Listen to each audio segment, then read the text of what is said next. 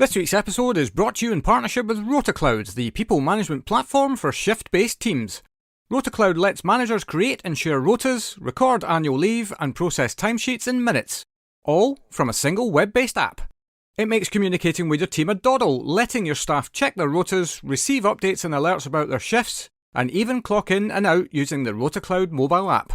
Head over to rotacloud.com/Phil to start your 30-day free trial and find out how much easier managing your team can be.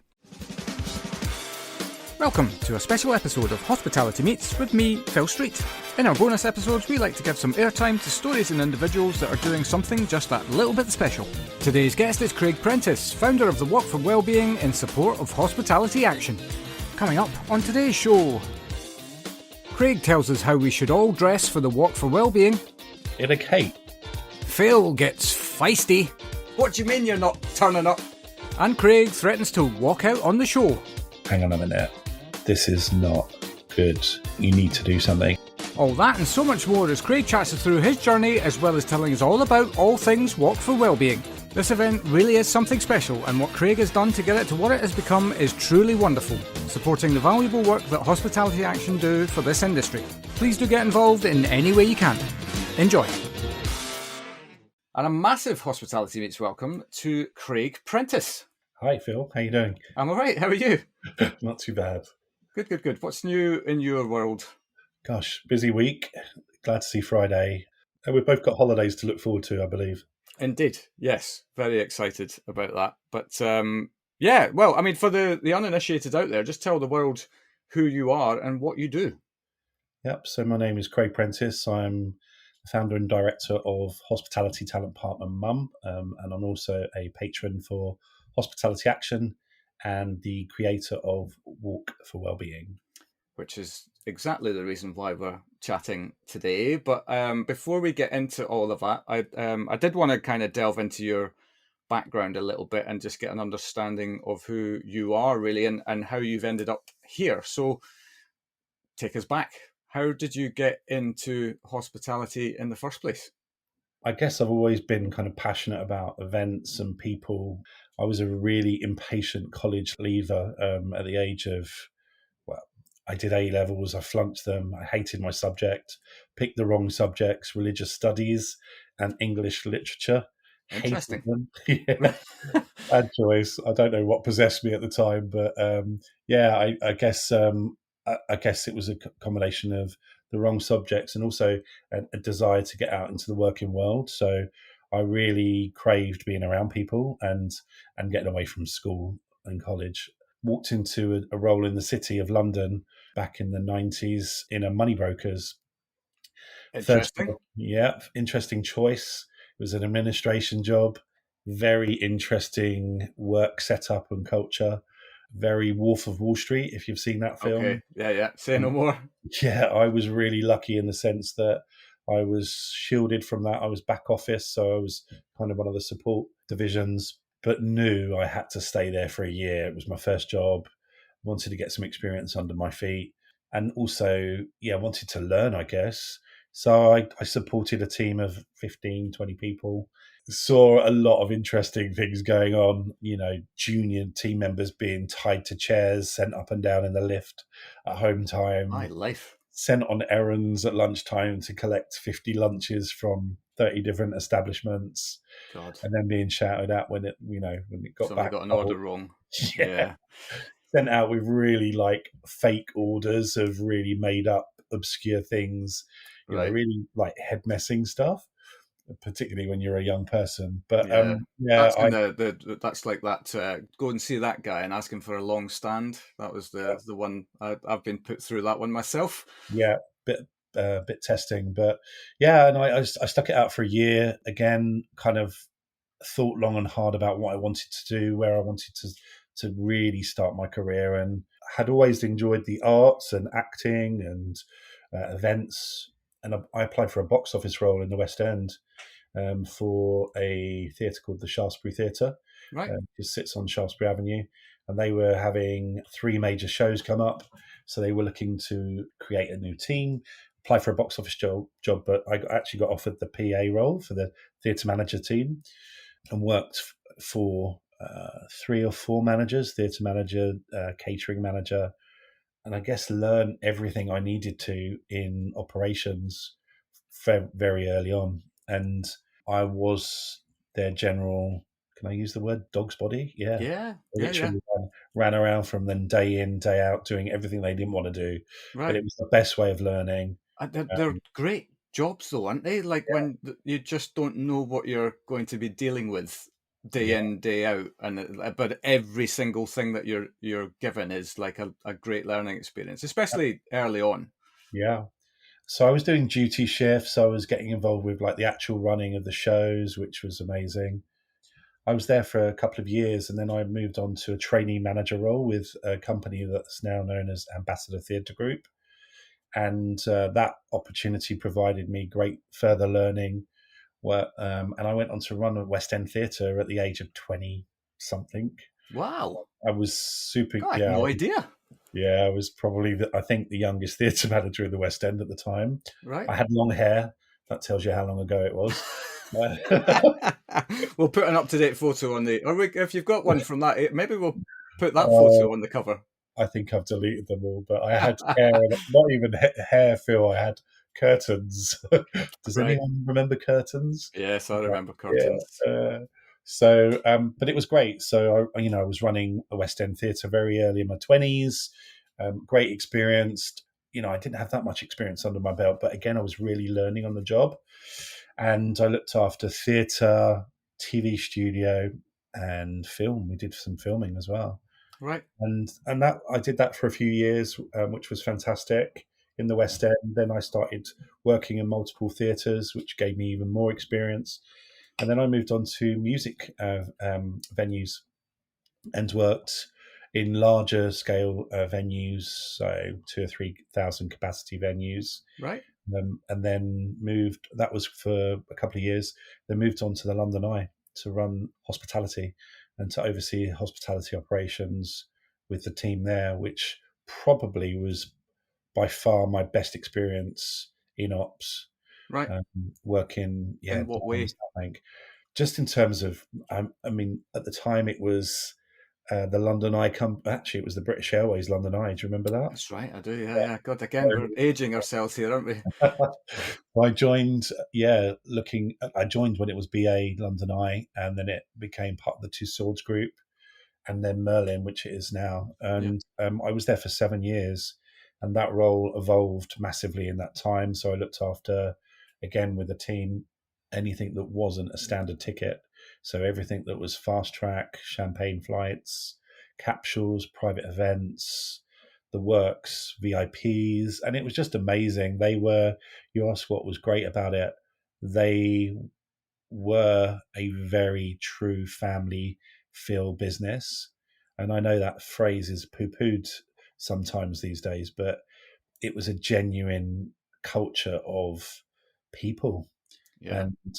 and, teamwork and everybody pulling together to do a great job. And, at peak, I think we used to welcome something crazy like 35 to 40,000 guests or, ticket holders a day Wow. in Bloody hell. summertime, which, at the end of one of those days, you felt like you'd seen every On a person shift. Yeah. on the site.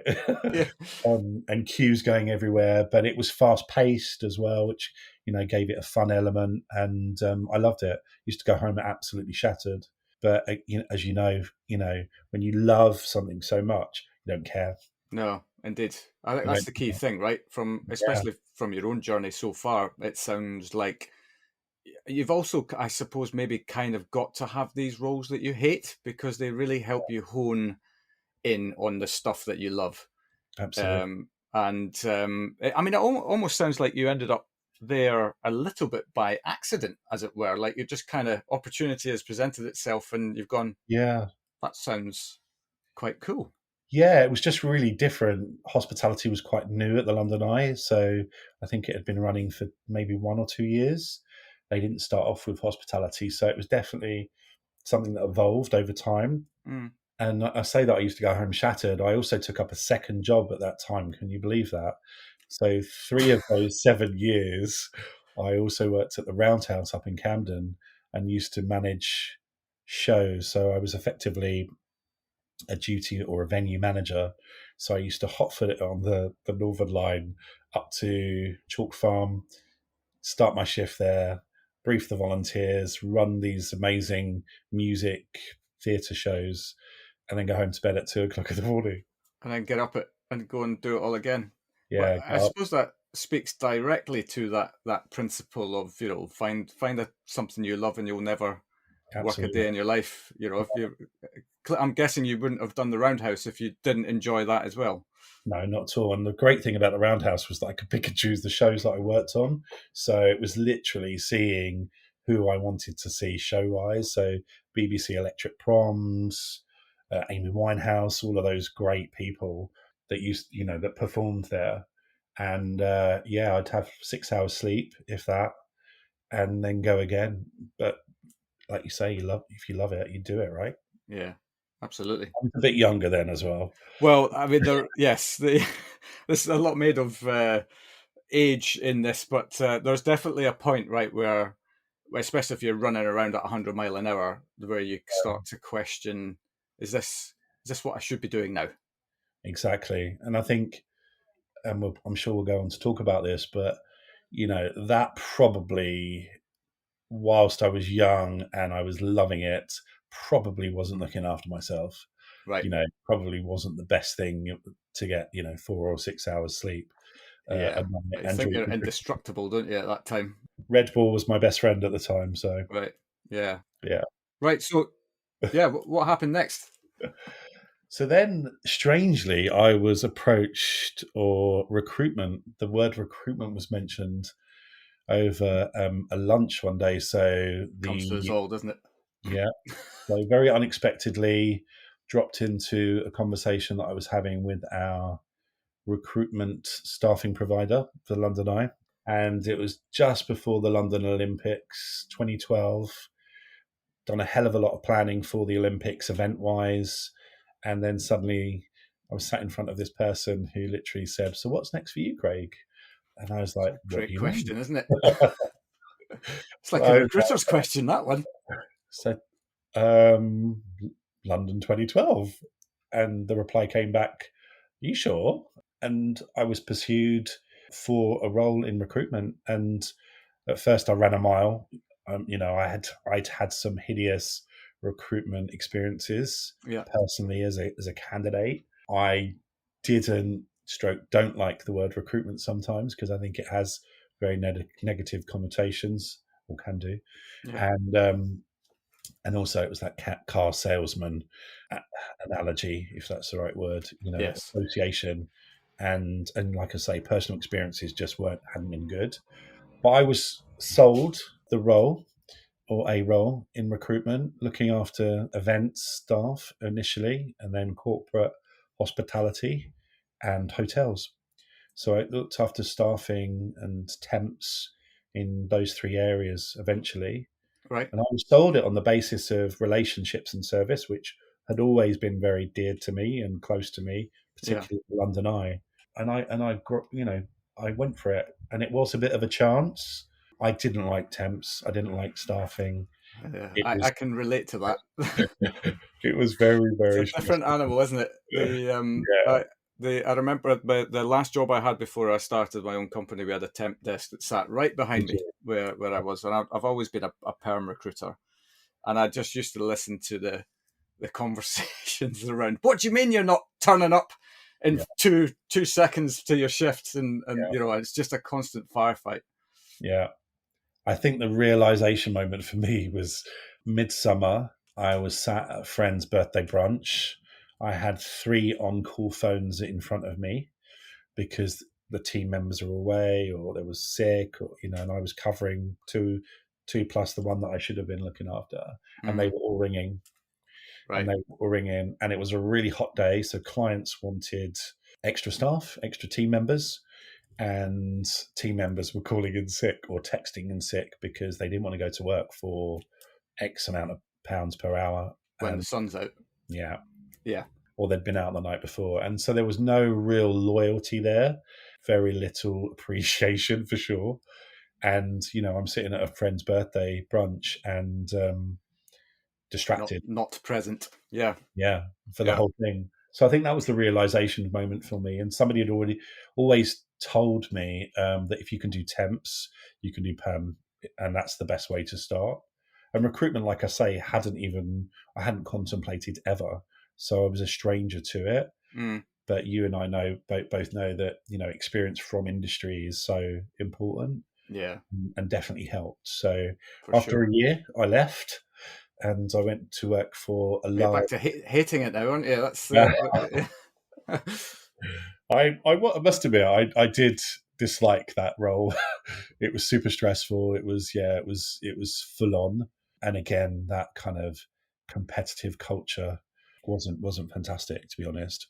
It's quite interesting, isn't it? How you have a role like that, and that's your first experience of recruitment, and there must have been something within you, I guess, that said that there's maybe other things to explore here. Because if that's your first experience and it's full on intense, and you're not really connecting with it for lots of different individual reasons, part of your brain, I would assume, goes, well, recruitment's not for me.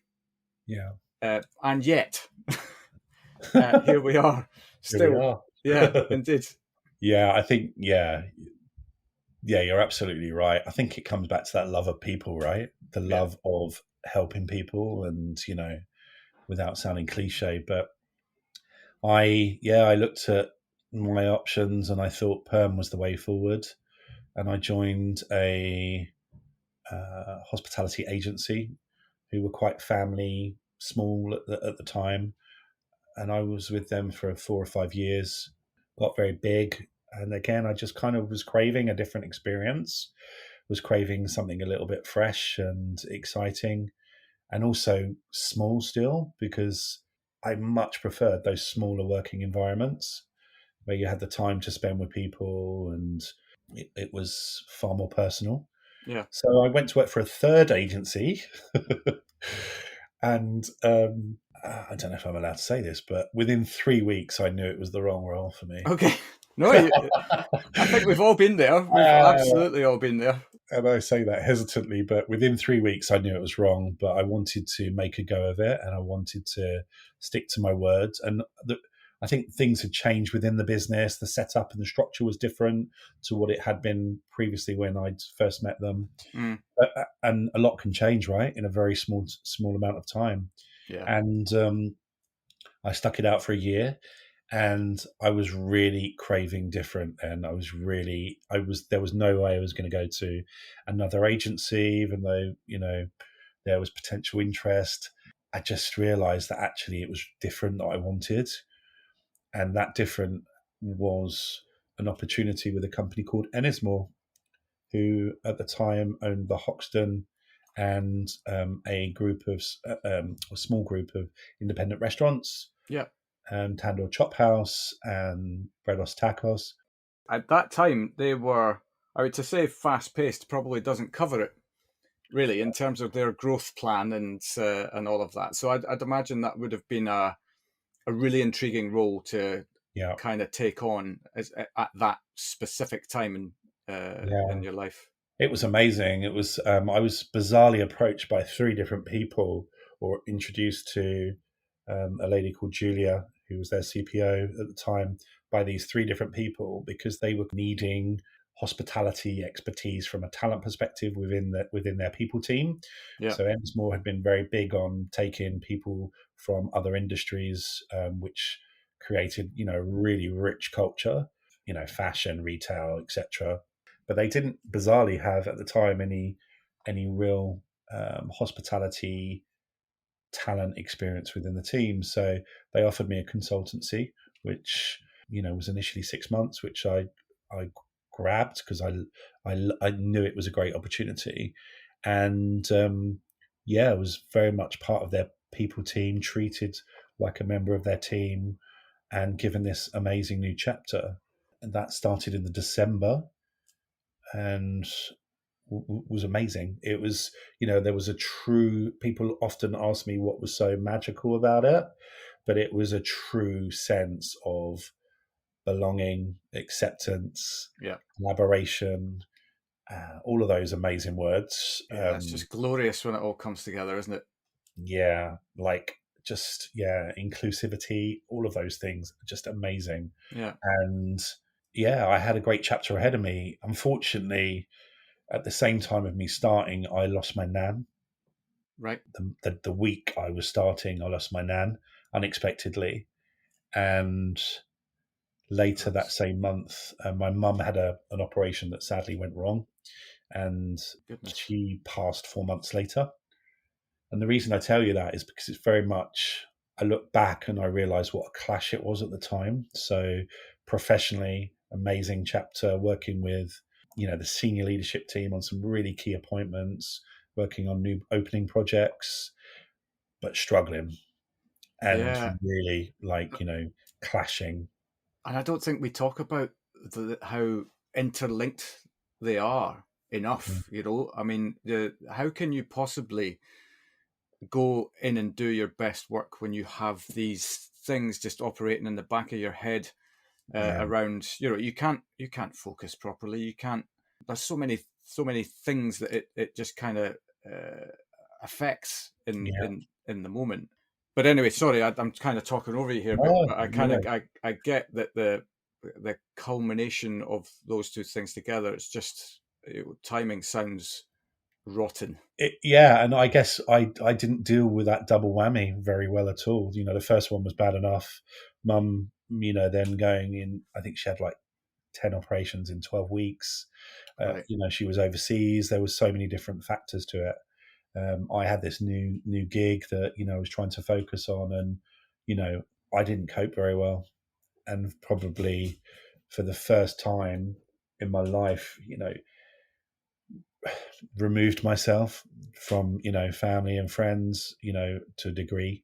Right. Yeah, started spending more time on my own and not looking after myself. And one thing led to another, and sadly, I got very ill 2 months after my mum had gone, and that was the realization moment of, hang on a minute, this is not good.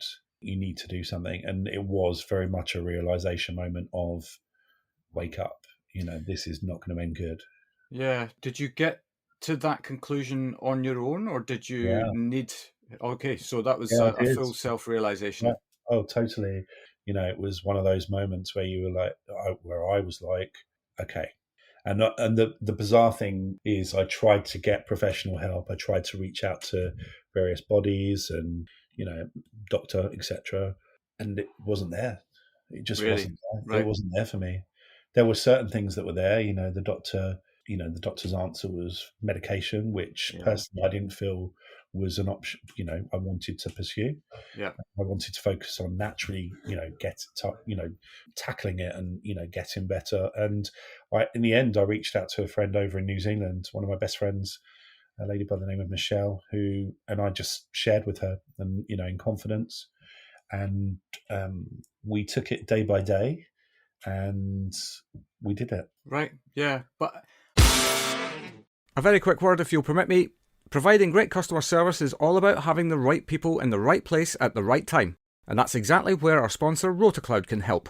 RotaCloud makes managing your team's rotas, attendance and annual leave easy. With its simple drag and drop planner, you'll be creating rotas for your team in minutes, while its built-in budgeting tools mean you'll know exactly how much you're spending on staffing before sending the rota out.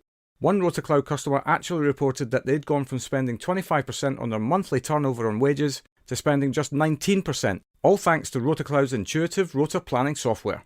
So do your business a favour and head over to rotacloud.com/Phil to start your 30-day free trial and find out how much easier organising your team can be. Now let's get back to it. I think the day-by-day analogy there is that step-by-step process, right? I mean, first of all, the realisation that you have. And actually, I find that really interesting that you were able to get there on your own, because a lot of people can't. And I'd know that for sure, because I've been in that situation myself, whereby I had, God, I can't even remember. I was 39 years old, whatever year that was, and I had a health diagnosis which rocked me, and then my wife and I were told that we couldn't have kids, Right. all in the space of 3 months. And I kind of approached that stiff upper lip, crack on, but I didn't know it was eating away at me Right. inside. And it wasn't until I sat down with my business partner for a breakfast one morning and he said to me, "What's wrong?" And I said, there's nothing wrong. And he went, there absolutely is. Right. Your performance at work was not where it used to be. And of course, I was, I suppose, this proud, I can't tell anybody that I'm struggling type person, but I was struggling. And it's possibly the greatest moment in my life, Yeah. the realization of that. And then Amazing. what happens next, Yeah. as it were. So yeah, for you to get there on your own, I think is incredible in self-intelligence as well, because especially because as we spoke about before we've turned the microphone on, it can be this just perpetual downward cycle. One feeds into the other, and you end up finding yourself, rock bottom with nowhere to go. Yeah. But to catch yourself before you get there, I think is quite remarkable. You're right. I think it's important to say as well, Phil, there were people around me in the workplace that definitely were trying to help me. I think they noticed things, a bit like your business partner, who I think really could see that I was struggling, and certain signs. I got very ill. That was another part of the realization moment and the turnaround. I ended up in hospital. So yeah, there were people around me who could definitely see the signs, but I just wanted to hide it at the time. And I think if you want to hide it, you do hide it. I completely agree. But all of this this speaks to exactly why we're here today, to talk about something wonderful that came out of this. But in any case, let's finish your journey first, and then we'll get stuck into the real reason why we're here.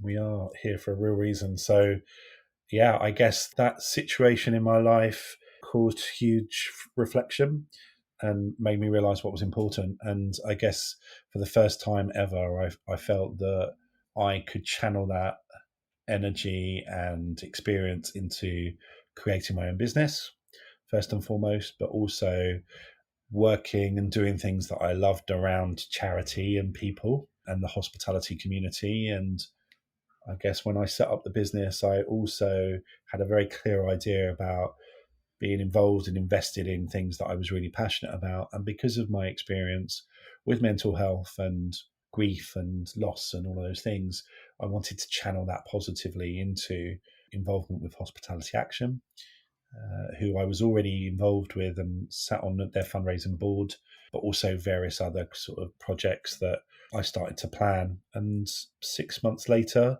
world events, which I'm not going to mention, started. And The dreaded yeah, 6 months C after word.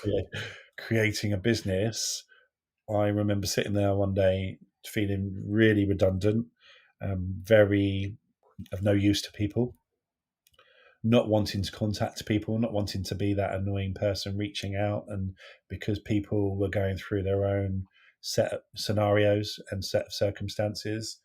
But I guess I wanted to do something, and I wanted to keep busy, and I wanted to do something, and co-created something called Now Pause, which was a relaxation toolkit for people to use.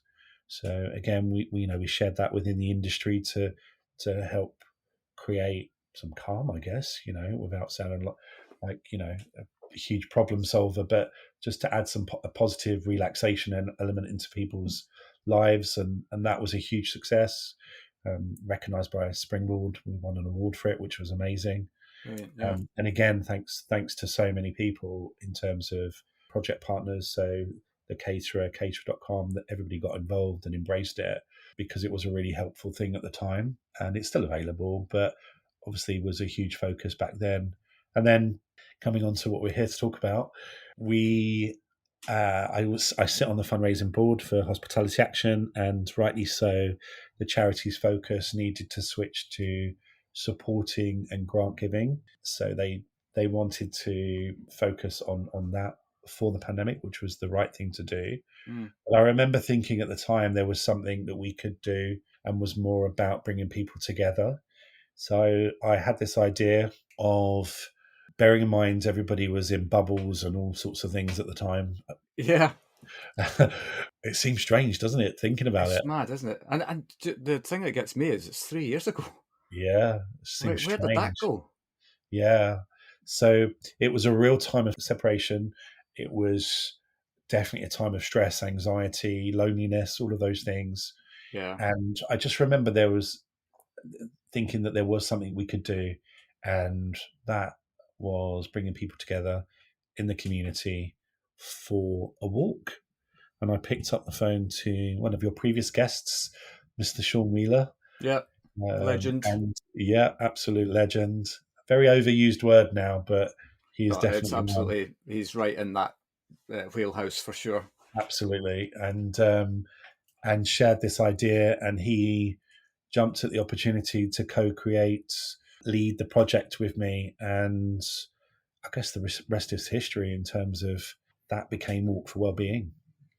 Yeah. Well, I mean, there's something that just sparked a thought in my head as you were talking there around your own journey in COVID times, of that feeling of redundancy, that feeling of not like where is my place now?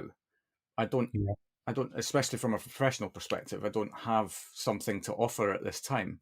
yeah, But actually, oh God, I was going to use that word pivot then. You basically pivoted your mindset into, okay, well, rather than me thinking that way, what can I do to make a difference? And the now pause thing was absolutely of its time for sure, and necessary. And then you've kind of taken that base and built this thing now, which I think the industry, and certainly I took part in the walk last year myself for the first time. in a cape. Yes, in the Cape. Yes, yeah, yeah. I'd love to say that was my doing. That was the lovely Monica Orr Brilliant. who put together that one. And that's that feeling of togetherness, which is something that maybe we all forgot before COVID came along.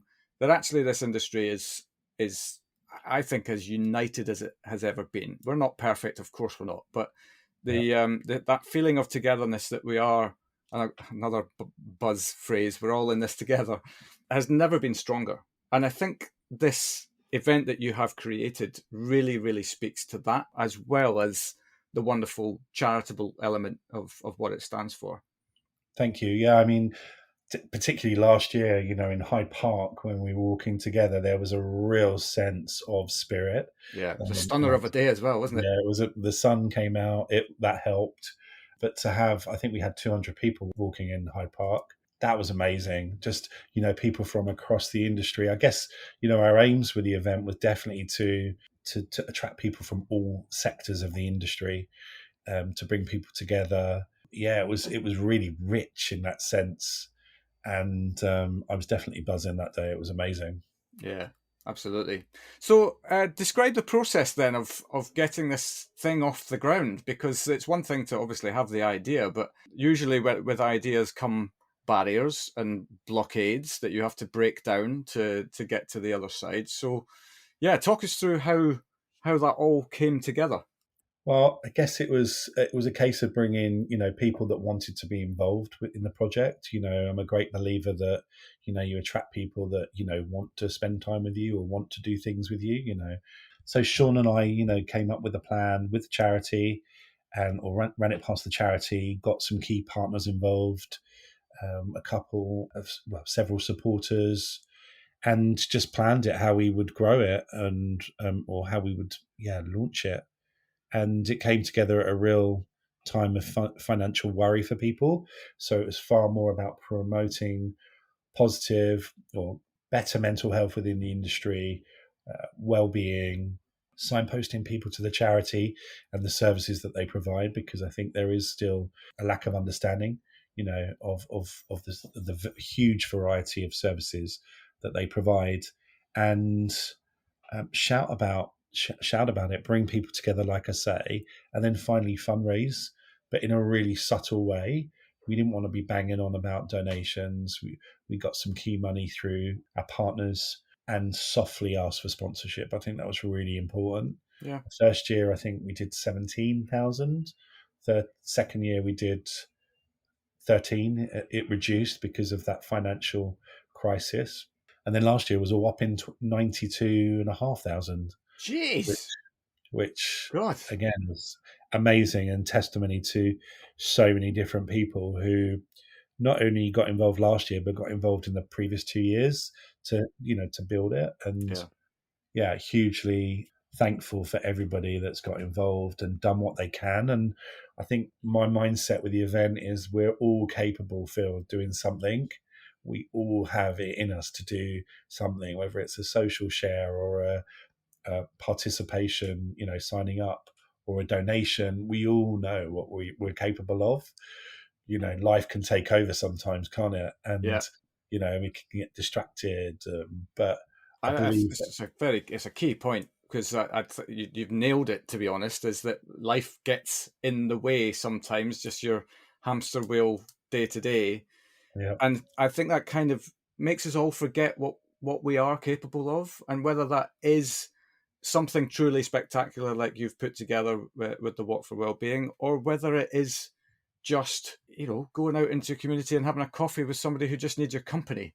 yeah, All of these things are spectacular achievements, but we never give any credit to that stuff. It's always just about how successful you can make yourself in your career. But as yeah. you get older, or as I get older, the greatest metric for success is happiness for me. And we're all getting older. Indeed, yeah. Well, that's one constant of life, isn't it? Really, is that we all. Yeah, Well, if you're lucky enough to get to, anyway, we're getting far too philosophical now. But so I've third year to £92,000 is amazing. And I think especially because I've run a couple of local charity events for my local roundtable. And when we were doing research into stuff, it generally takes 5 years for something to get traction, is yeah, what we found. I don't know how true that is of everything, but nevertheless, it sounds like to have that that kind of buy-in kind of fairly early in mm. its lifespan is wonderful. Yeah. It's definitely building. People are definitely engaged with it, which is great. And like I say, it's much more than a walk. It always has been. Yeah, you know, Sponsored walks and events are ten a penny, but this is very much, a community event, and thankfully feels like one. yeah, it totally is. Yeah, and 20 kilometers is not insignificant as It's well. not. No, we did deliberate with the distance, and I mean the great thing about the walk is that it's very flexible. So it's 2.5 weeks. People can take part wherever they are located and challenge themselves with their chosen distance. But with the hosted walks in particular, which are taking place in 5 cities this year, a lot of the feedback was that 10 perhaps is a little bit too little for sponsorship. Yeah, So yeah, 20K. yeah. And I thoroughly enjoyed it last year. And I think the great thing is that, because even, I mean, that speaks to what you stand for as well, is that it's not a race. You So, just come and enjoy the community spirit of the day, and take as long as you need to take. yeah, I think we did the London one, and you end up in the Royal Lancaster for a bit of grub afterwards. yeah, we did last year. Yeah, it There's was plenty great. of grub, so it doesn't matter what time you get there. Yeah, it was great. They were great after walk hosts, and yeah, it feels good, and I like that. I Yeah, like that. yeah. And notwithstanding, the raising of money for a massively important charity that is, effectively the backbone of this industry, really, in Yeah, this country, and the work that they do on so many different things. yeah. I think their relevance is more than ever. Mm, Given the times that we're going through as an industry, and the